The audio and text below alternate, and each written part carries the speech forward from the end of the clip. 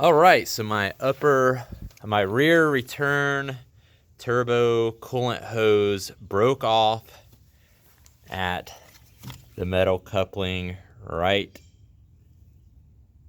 there at the end of my finger. It goes down back behind and connects to the back side of that bolt that you see right there. Really hard to get to.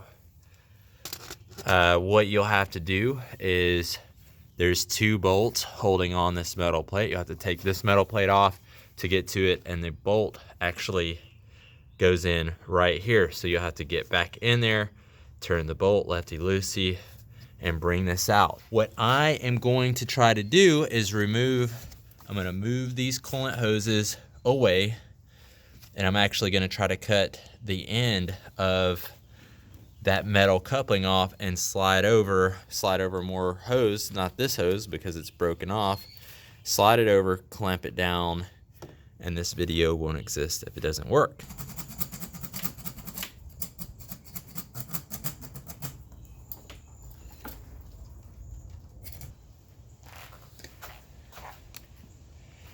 All right, I got it off. Pretty smooth for doing it by hand for 5 or so minutes.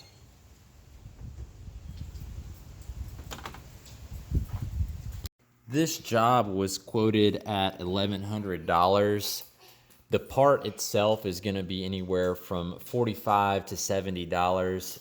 So instead of going through this process and buying a new one, I'm going to try to modify it myself and just use hosing, just because I think that the clamp on this is flawed, that metal crimping, and I think eventually it could break again, or I want to see how long sliding that over there will hold. I'm going to put on some metal shielding to kind of keep some of that heat off there. Worst case scenario, I have to buy some more coolant. Other than that, it'll be good. All right, so what comes off of that is actually smaller and then widens up, so you'll need some type of expander. So what I've done is I've taken the existing hose, cut some good sections off. I'll be plugging this to it. Then I'll be coming out with an expander to the larger hose that goes. It's two different sizes, so that's why I have this little clamp right here, because it goes from 1/4 inch to 3/4 inch before it comes over to here.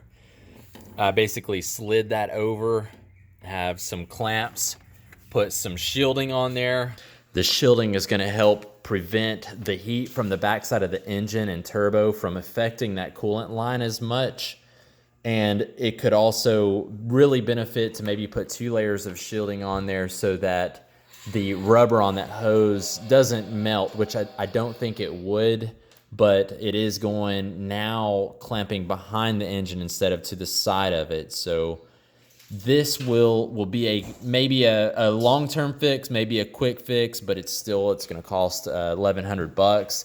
And to do the entire project yourself, getting in back behind there, I got my hand up in there. It's really tight and at a weird angle. The turbo, 95% chance it's going to have to be taken off, which in that case you're going to be replacing the gaskets and the oil and multiple other things. You're going to probably end up having to remove some of the mufflers so that you can gain access. So give this a try. I know this video wasn't very long, but it essentially tells what I'm doing, and it just takes a little bit of work, and it's going to be super low cost. Thanks for watching.